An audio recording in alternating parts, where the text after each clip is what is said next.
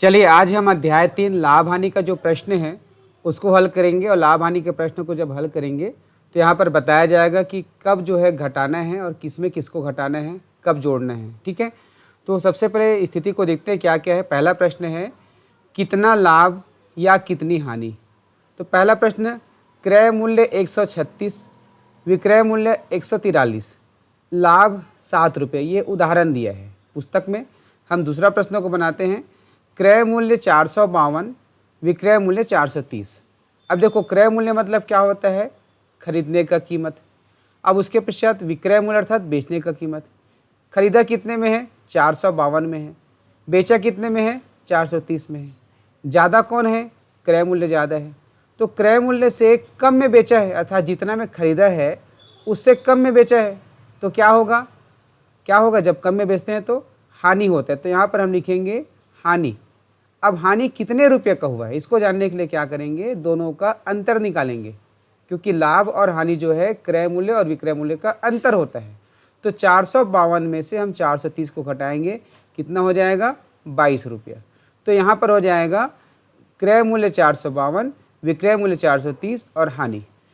तीसरा प्रश्न देख सकते हैं, क्रय मूल्य है 512, विक्रय मूल्य है 580, अर्थात खरीदने का जो कीमत है वो 512 है और बेचने का जो कीमत है 580 है।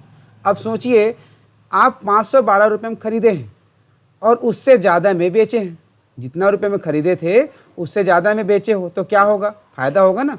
तो फ़ायदा को बोला जाता है लाभ। तो यहाँ हो जाएगा लाभ। और कितना रुपये लाभ, हमने क्या बताया, दोनों का अंतर होता है। तो आपको क्या करना पड़ेगा, 580 में से 512 को घटाना है, या फिर ऐसे घटा सकते हैं, आड़ी घटा सकते हो। अब ये हो जाएगा 8, ये हो जाएगा 6, ये 0। तो 68 रुपये जो है इसका क्या होगा, लाभ होगा। प्रश्न क्रमांक चौथा, क्रय मूल्य जो है 750 रुपये है, विक्रय मूल्य जो है 775 है। अब यहाँ पर हमको क्या देखना है, क्रय मूल्य कितना है, अर्थात खरीदने का कीमत कितना है, 750 रुपये है।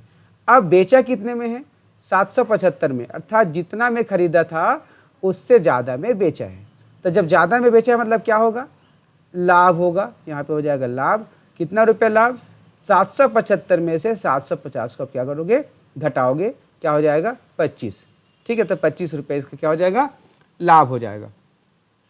पांचवा प्रश्न देखिए, लिखा हुआ है क्रय मूल्य है 645, कितना है, 645, और विक्रय मूल्य है 600, अर्थात 645 में खरीदा है और बेचा कितने में है, 600 में, अर्थात 645 से कम में बेचा है।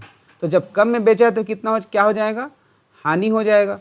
कितना रुपये हानि, आप 645 में 600 को घटाएंगे, कितना बच जाएगा, 45 बचेगा। तो 45 रुपया क्या हो जाएगा, हानि हो जाएगा। ठीक है, अब देखते हैं दूसरा सेक्शन का जो प्रश्न है। इसमें लिखा हुआ है रिक्त स्थानों की पूर्ति करो। पहला है विक्रय मूल्य 725, क्रय मूल्य 650, तो लाभ होगा कि हानि होगा और कितना होगा। तो देखो विक्रय मूल्य अर्थात बेचने का मूल्य, बेचा है 725 में और खरीदा है 650 में। खरीदने का मूल्य क्या है, 650, तो 650 रुपये में खरीद कर 725 में बेचा है, तो खरीदने के मूल्य से ज़्यादा है बेचने का मूल्य, अर्थात क्या हो जाएगा, लाभ हो जाएगा। कितना लाभ होगा, 725 में आपको 650 को घटाना पड़ेगा, कितना आ जाएगा, ये हो जाएगा 5 और 12 में से 5 गया 7, 75 रुपये इसका क्या होगा, लाभ होगा। दूसरा प्रश्न है क्रय मूल्य है 980 और हानि है 210, तो विक्रय मूल्य आपको बताना है।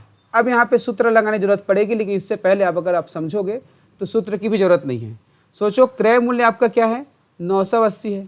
980 रुपये में कोई सामान को खरीद कर लाया और बेच दिया, लेकिन जब बेचा है तो हानि हुआ है।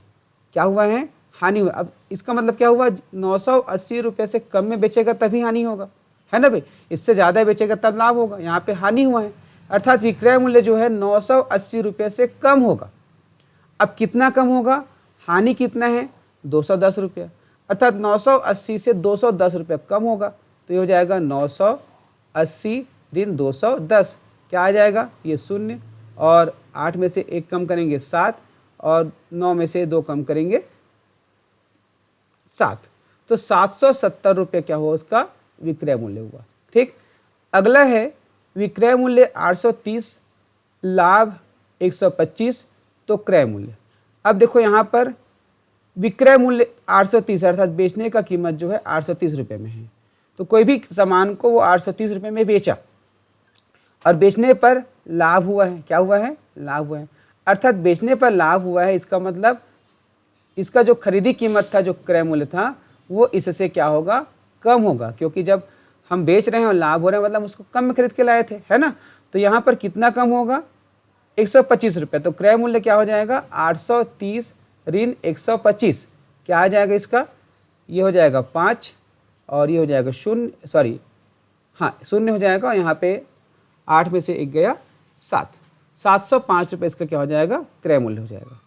चौथा जो है विक्रय मूल्य 675 और हानि जो है 50 रुपया। तो क्रय मूल्य क्या होगा? अब देखो बेचने पर क्या हुआ है? हानि हुआ है, अर्थात इतना में बेचा और हानि हुआ। अब सोचो कोई सामान को आप बेचे हो और उसके बाद भी हानि हो रहा है, घाटा हो रहा है, इसका मतलब क्या है? आप उस सामान को ज़्यादा में खरीद के लाए थे। तो 675 रुपये से ज़्यादा में खरीद के लाए थे। कितना ज़्यादा था? 50 रुपये ज़्यादा। तो यहाँ पे 675 और 50 को क्या करेंगे? जोड़ेंगे। तो हो जाएगा 5, 7, 5, 12, उसके बाद 6 और 1, 7, 725 रुपये इसका क्या हो जाएगा? क्रय मूल्य। अब आखिरी सवाल है, क्रय मूल्य 565 रुपया और लाभ 35 रुपया। तो विक्रय मूल्य क्या है? अब देखो खरीदने का कीमत कितना है? 565, 565 उसके बाद बेच दिया और बेचने पर क्या हुआ है? लाभ हुआ है। तो भाई ये बताइए, जब हम खरीदे हैं और उसके बाद लाभ कमा रहे हैं, इसका मतलब हम बेचेंगे इससे ज़्यादा में। कितना ज़्यादा में? 35 रुपये ज़्यादा में। तो हम यहाँ पे 565 और 35 को क्या करेंगे? जोड़ेंगे। जोड़ने पर क्या हो जाएगा? 5, 5, 10 का 0, हासिल आया 1, 6, 3, 9 और 1, 10, हासिल आया 1, 5 और 1, 6, 600 रुपये में क्या होगा? इसका विक्रय मूल्य होगा। तो इस प्रकार से आप समझ के आधार पे बना सकते हैं। अगले वीडियो में हम इसके आगे का गणित बताएंगे। उज्ज्वल लक्ष्य यूट्यूब चैनल को सब्सक्राइब कर लीजिएगा, बेल आइकन दबाइएगा। धन्यवाद।